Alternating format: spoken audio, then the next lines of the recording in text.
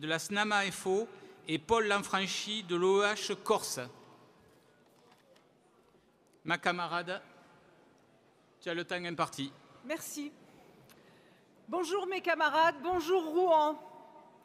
Tout d'abord, je vous apporte le salut fraternel de FO Enseignement Agricole. FO Enseignement Agricole est affilié à la FAGE.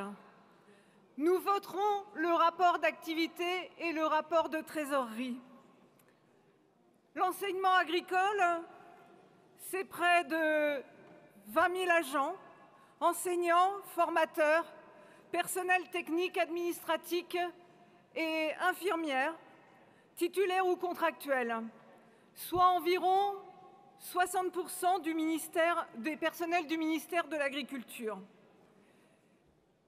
Il y a forcément un lycée agricole près de chez vous.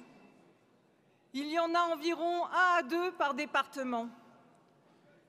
L'originalité de nos quelques 200 établissements publics locaux d'enseignement est qu'il peut y avoir sur le même site un lycée général, un lycée professionnel, un centre de formation par apprentissage, un centre de formation pour adultes, une exploitation agricole ou un atelier technologique. Nous y formons les jeunes de la 4e au BTS agricole. Et puis il y a aussi 10 écoles de l'enseignement supérieur où nous formons des ingénieurs, agronomes, paysages et dont les 4 écoles vétérinaires. Peut-être que vous savez qu'à partir de la rentrée de septembre, ici à Rouen, va s'ouvrir la première école vétérinaire privée. Et tout ça grâce au gouvernement et à sa politique en matière d'enseignement. Nous syndiquons aussi les personnels de l'ANSES. Tout au long du dernier quinquennat, nous nous sommes battus. En 2019, avec FO, en interpro, nous étions dans la rue contre le projet de réforme des retraites. Et nous remettrons ça si c'est nécessaire. Il faudra bien. La loi de la transformation de la fonction publique, ne devrait-on pas dire plutôt de destruction, de démolition du service public? C'est l'objectif, non?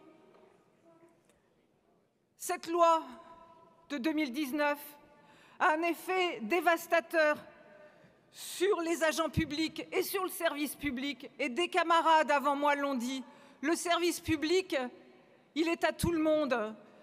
Pas de république sans service public.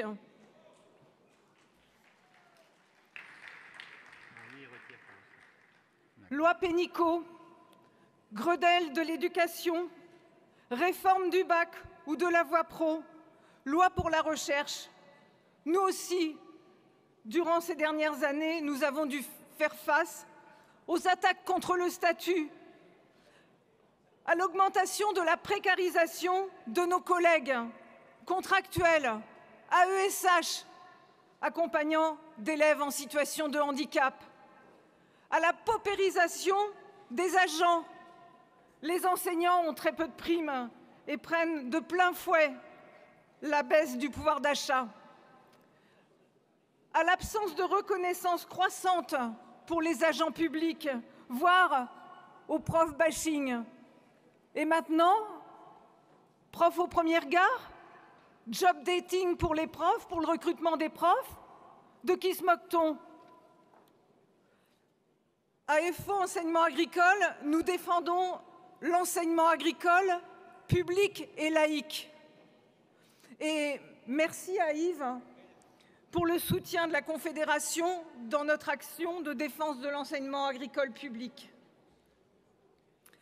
Nous défendons l'enseignement agricole public et laïque car nous croyons que former les jeunes, les préparer à devenir des citoyens est un investissement et un pari pour relever les défis à venir de notre société.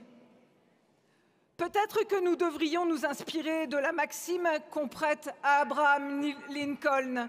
Si vous trouvez que l'éducation coûte trop cher, essayez l'ignorance.